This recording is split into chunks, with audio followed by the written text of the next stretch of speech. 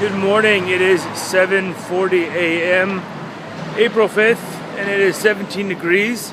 Feels a little warmer than probably is. So, for people working in the teaching English ESL world, April is the time of chasing the money. That's what we're going to be talking about today, changing jobs and what pushes a person to change jobs and how important is the money. And you know, the easy thought is the money is everything. And I would disagree with that, because coming here from Thailand, I took a 300% pay increase plus 300% more money. Now, again, what does that buy me? Well, it can buy me a lot of goods and services, but also it was made abundantly clear when I arrived in Saudi and saw the situation with the company that I would not be able to bring my wife here, even though it said so on the contract, but that was obviously never going to be a reality. So I had to adjust my perspective on what was going to happen. I originally was going to work for this company here in Saudi for 2 years, and that's just not going to happen. It's not working out, as they say. And it's not working out because of the students. It's not really working out because of the pay situation. The biggest thing,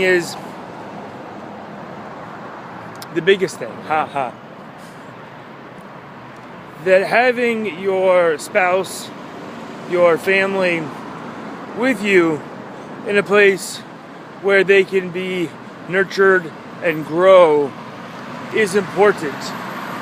And if they can't, then what's the point? You know, yeah, maybe half of your life is going well, but then the other half is slowly dying or withering. That's not really a balanced, healthy lifestyle now, is it?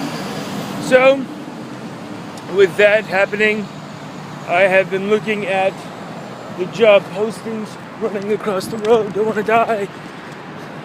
And I came across a job that was going to pay me $1,600 more money a month than I make now. Now again, I'm a middle kind of person, never wanted to be rich or anything, but still, that's a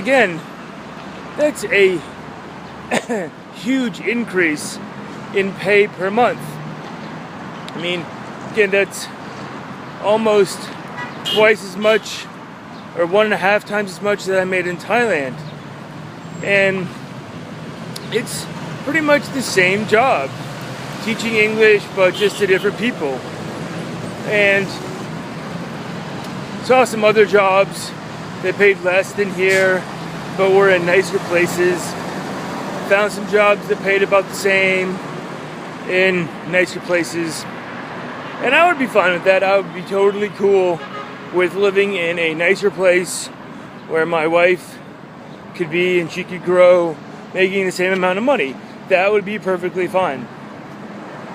But there definitely is a little part of me, I think a little part of all of us, that kind of wants to go after the biggest goose in the yard, that wants to get paid, you know, as much as they can get paid, even if part of their life suffers. I mean, realistically, that's why I came here, also to sort out the never-ending financial issues that is being a grown-up. So, when is chasing the money stop? When do you say, okay, cool, this is how much money I'm making because this is the balance. This amount of money puts me in a physical place where the rest of my life can grow and flourish. And that's a super hard question, because for everyone it's going to be different. And at different times in your life, it'll be a different number, it'll be a different place. different situation, maybe even a different job, maybe a job that you don't want to do, maybe teaching English to people that don't care. So for me, it really comes down to the whole package.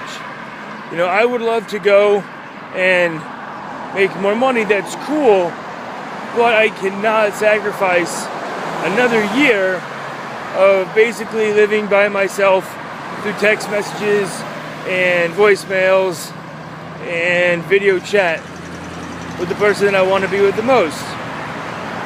Yesterday, I had a short conversation with another teacher, a British fellow. He's about 63, and we were chatting about basically this subject, and he said, "Oh no, mate, at your age you should be living with your lady." It's like, "Oh, at my age it's okay. Be away for a few months, come home with all the bacon." Obviously he's British, whatever that was.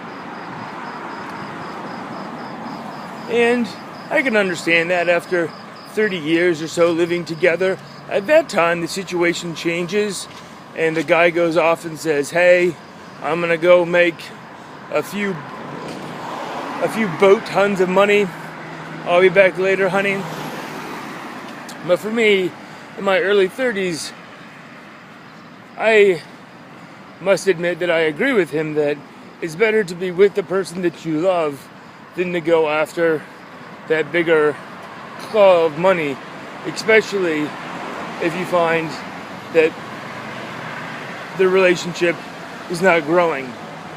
And when I got married, that's pretty much the ideology, the promise, the mantra that Dia and I agreed to, that we wanted to grow together. And if you're not together, you grow, but you grow separately, you grow in different directions. Now sure, your thoughts, your times may intersect, but for the most part, you don't. For the most part, you are alone. For the most part, you are growing in a way that the other person cannot see or understand. And at the end of the day, literally, the money can only buy you minor distractions from happiness. I asked my class yesterday, what's the most important thing in the world? And about half of them said happiness. And some of them said family, some of them said religion. And then I went back and asked them, what is happiness? And really made them think and asked them many times, and a lot of them said, having the ability to do whatever I wanted. And then when I pressed them, it just basically came down to money. And again, these are 20-year-old guys that come from a culture I will never understand, and most will never understand. So, again, when do we stop chasing the money? Well, that is my thoughts for the day. Hopefully you guys have a great one. Talk to you later. Bye.